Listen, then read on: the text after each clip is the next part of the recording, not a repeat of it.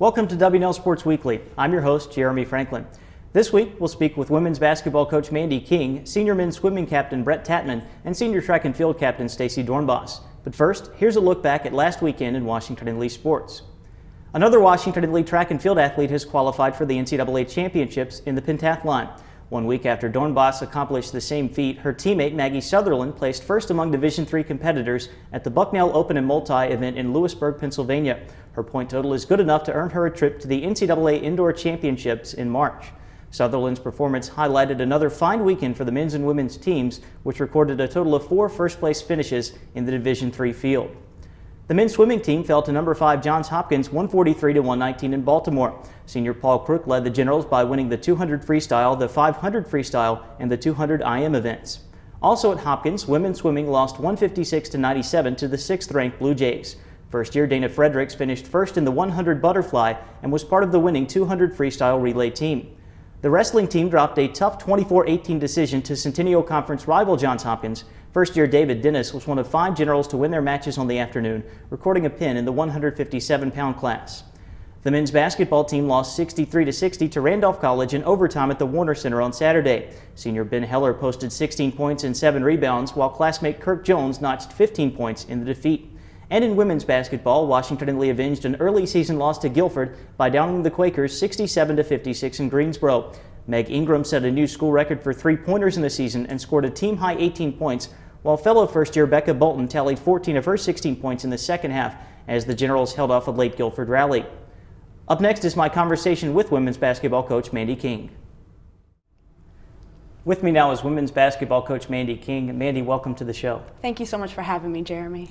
Coach, your team followed up a gutsy win over Guilford with another gritty victory against Virginia Wesleyan this week, 50-47, snapping an 8-game losing streak to the Marlins.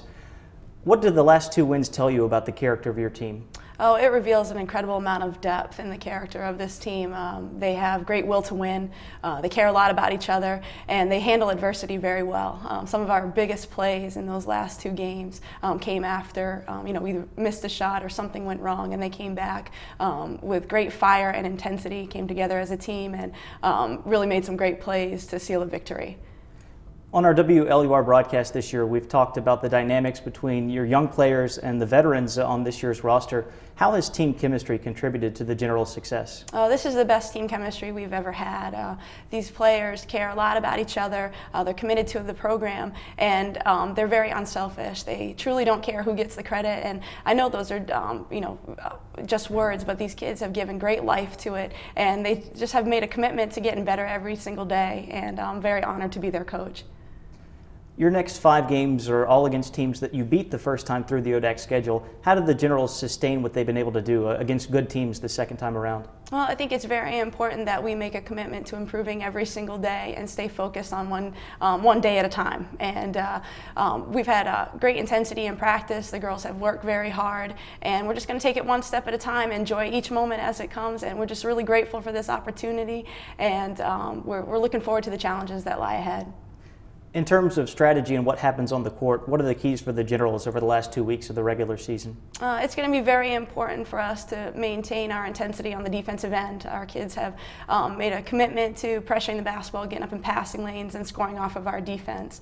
The next key is going to be our rebounding. If we can continue to dominate the boards, then it's going to really help us control our fate for the rest of the season.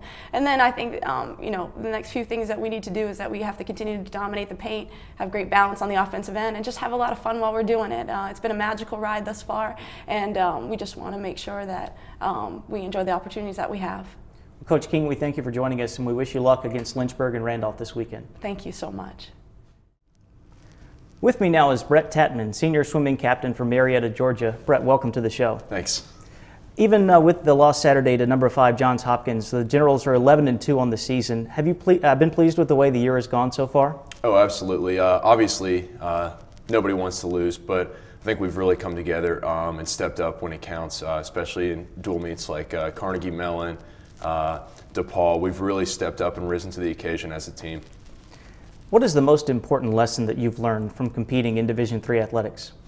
I think the most important lesson that I've learned really has been the power of team. And I think this WNL swimming squad is the most united team that I've ever been a part of. And everybody's always feeding off of each other and really getting jazzed up off of each other's swims. And it's just a great aspect to be around and to learn from. Who is your favorite athlete and why? Well, I'm from just outside Atlanta, so I'm kind of still caught up on the Matty Ice craze. It's good and refreshing to get Michael Vick out of there and get sort of the more traditional play style. And I really respect his leadership and his ability just to jump right in as a rookie and to lead the Atlanta Falcons into its first winning season in a while. One of the best seasons ever for a first-year quarterback. Getting back to swimming, what are the keys for Washington and Lee to have success at the Bluegrass Mountain Conference Championship in Charlotte next week? Well, it's really essential for us to get off on the right foot. From the very first swim to the very last one, we need to be swimming on fire. And like I said, we need to really utilize our strength as a team and to feed off of each other and to build each other and to support each other throughout the weekend as we get beat up and tired after a couple days of swimming. It's going to be essential for us to help each other out. Well, Brett, we thank you for joining us, and we wish you luck at the conference championship meet. Thanks.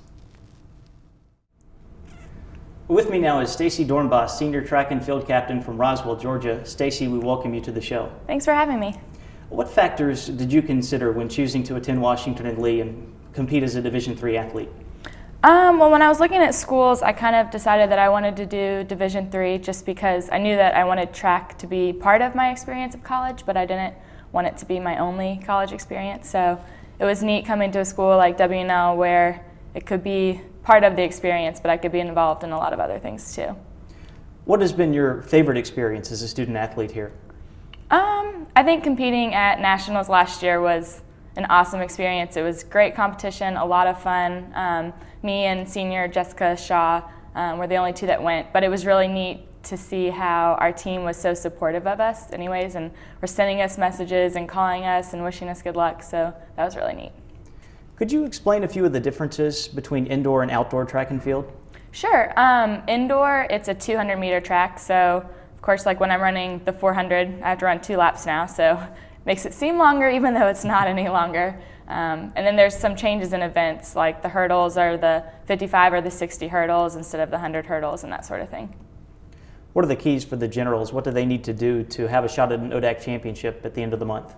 I think we're already doing it. We're just working hard, practicing. Each week our times are getting better and are dropping, so that's really encouraging. So I think we're setting ourselves up for an awesome ODAC meet. Stacy, we thank you for joining us, and we wish you luck the rest of the way. Thanks so much. The women's basketball team starts off a weekend double dip with a road contest at Lynchburg on Friday. The riding team is also in action on that day, competing at the Randolph Invitational. On Saturday, the track and field teams will head across town to participate in the VMI relays. Wrestling travels to West Virginia Tech, men's basketball visits Guilford, and women's basketball hosts Randolph at 4 p.m. The weekend finishes up on Sunday with riding in action at the Sweetbriar Invitational. For WNL Sports Weekly, I'm Jeremy Franklin. Thanks for watching.